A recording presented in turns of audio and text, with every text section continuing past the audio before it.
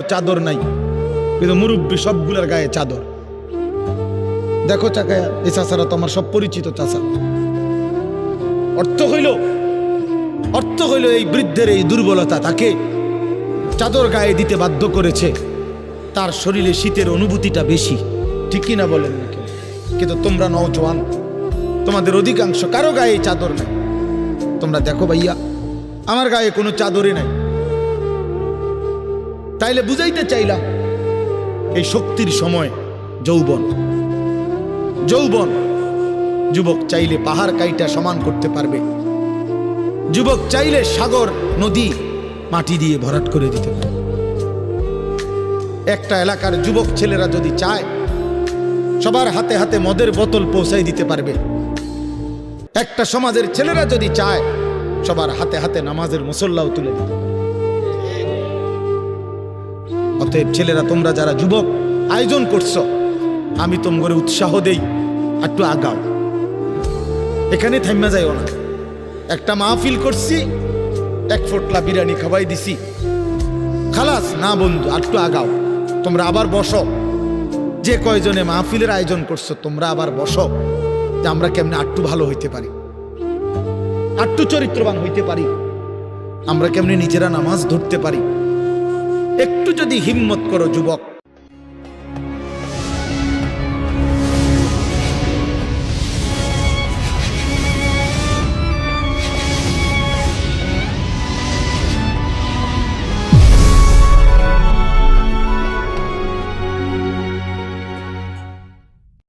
ইনশাআল্লাহ ভালো হবে। শনিবার দিন আমি আমার মাদ্রাসায়, এই শনিবারে সকাল 10টা থেকে বিকাল 4:30 পর্যন্ত, এইবারই প্রথমবার আমি আলাদা 16 বছর থেকে 30 বছরের নিচে যাদের বয়স, এই কিশোর যুবকদের জন্য আলাদা ইসলাহি মজলিসের আয়োজন করছিলাম। আমার শায়েখ আল্লামা মুফতি মুশতাকুর নবী সাহেব বয়ান করছেন, আল্লামা মুফতি আমজাদ হুসাইন সাহেব বয়ান করছেন, হযরত মাওলানা মুফতি ইউসুফ বিন ইকবাল বয়ান করছেন, আমাদের কুমিল্লা ক্যান্টনমেন্টের বড় একজন শিশু বিশেষজ্ঞ ডাক্তার মিজানুর রহমান উনি বয়ান করছেন, আমি নিজে কিছু কথা বলছি। প্রায় 600 ছেলে এন্ট্রিভুক্ত আসছে, উপস্থিত হয়েছে 600।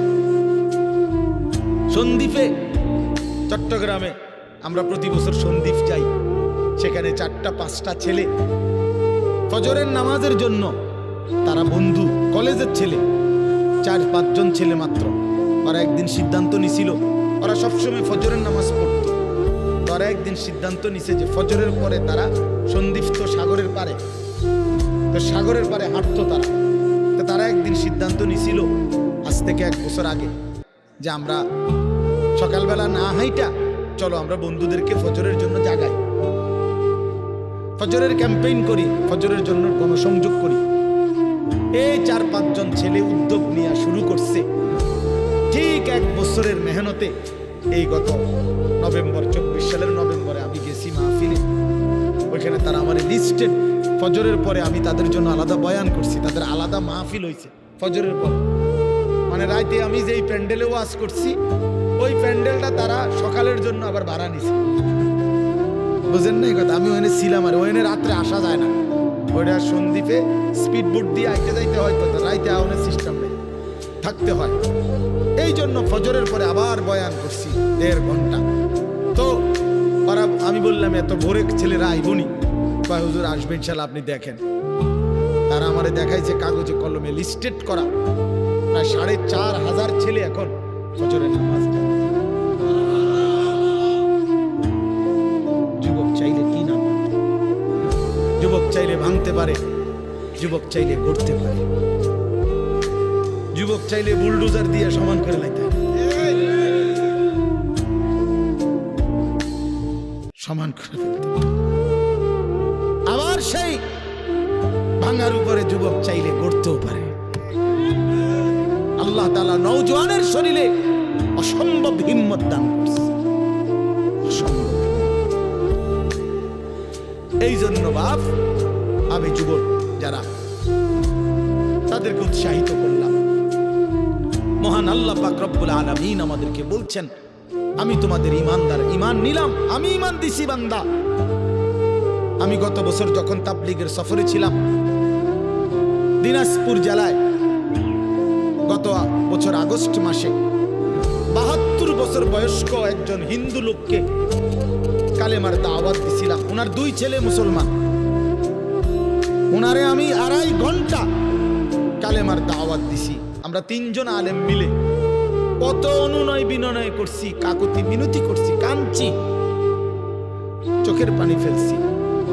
একটা বার চাচা কালেমা পড়েন, আপনার ছেলে মুসলমান, ছেলের বউ মুসলমান, আপনার নাতি নাতনি সব মুসলমান, আপনি এখনো বসে আছেন কেন? আহা, এই ৭২ বছর হয়ে গেছে। ওরা মিয়া কয় আমি না, আমি ওটা বলে নাই।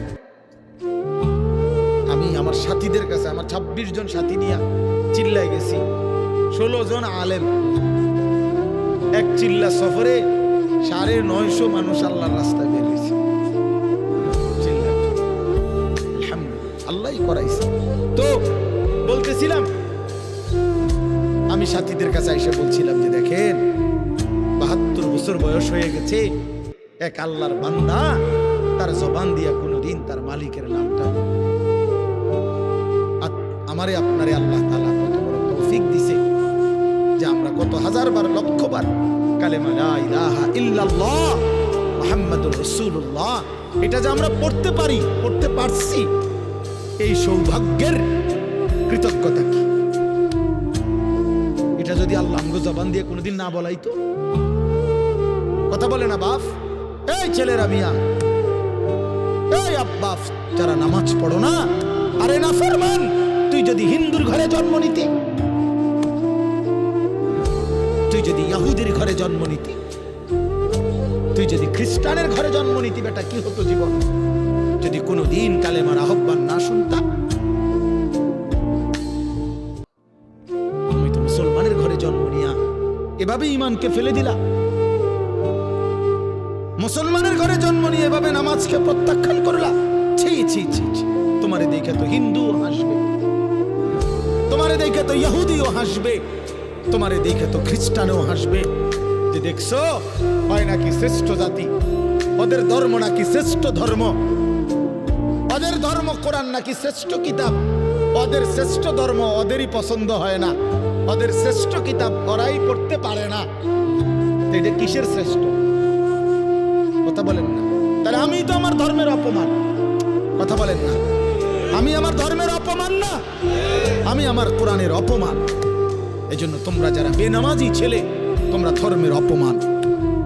তোমাদের যাদের চুল বেঈমানের মতো, তোমরা মুসলমান ধর্মের অপমান। তোমরা, তোমাদের কারণে আমার ধর্ম লজ্জিত, তোমাদের কারণে ধর্ম বেইজ্জতি হয়েছে। তোমরা ইসলামকে অপমানিত করলা, আল্লাহকে অপমানিত করলা, আমার নবীর শ্রেষ্ঠতম 23 বছরের আদর্শকে তোমরা অপমানিত করো। এই অপমানের বিচার আল্লাহ করবে, মনে রেখো, ছেড়ে দিবে না বাপ। আল্লাহ কোরআনে বলছে, বান্দা আমি 1 সেকেন্ড ছাড়বো না, আমি হিসাব নিব। তুমি আমারে কি মনে করছো বান্দা? বাদ্যুকে খাওয়াইছি দেখে তুমি মনে করছো আমি মাতি না? হ্যাঁ, কিটা মনে করছো? এ পেশাব পায়খানার ভাত তুমি মনে করছো? আমি কিছুই বলবো না, কিছুই বলবো না। তুমি জানো না ফেরাউনকে শোয়াইছে কে? তুমি জানো না কারুনকে শোয়াই দিছে কে? তুমি জানো না নমরুদ সাদ্দাতকে নিশ্চিহ্ন করে দিয়েছে কে? তুমি শোনো নাই? তুমি আন্দাজ করো নাই আমি আল্লাহ কেমন? এই পৃথিবীর কত অবাধ্য জাতিকে আমি আল্লাহ ধ্বংস করে দিয়েছি, শোনো নাই? ওই গোটা পৃথিবীর সমস্ত আধুনিক প্রযুক্তি থাকার পরেও তো বাবা আমেরিকার ওই বেঈমানরা, ক্যালিফোর্নিয়ার লস অ্যাঞ্জেলস তাদের একটি স্টেট আগুনে দাবানলে পুরে ছাই হয়ে গেছে। লক্ষ লক্ষ কোটি কোটি মিলিয়ন বিলিয়ন ডলারের এক এক বিল্ডিং। আপনারা মুরব্বীরা মিলিয়ন বিলিয়ন ডলার কি তাই বুঝতেন না? কয়টা আপনি 1 মিলিয়ন বিলিয়ন ডলার কত টাকা? কমপক্ষে 300 টাকার বেশি। মানে আপনি এটি বুঝতেন না, টেহাইনি এটা বুঝতেন না। কথা কথা বুঝছেন কিনা? হ্যাঁ, আমরা কিতাবে পড়ছি এক বুজুর্গকে, হ্যাঁ, একটা জিনিস দামি ওনার কাছে ছিল, তো ওনার কাছে বলছি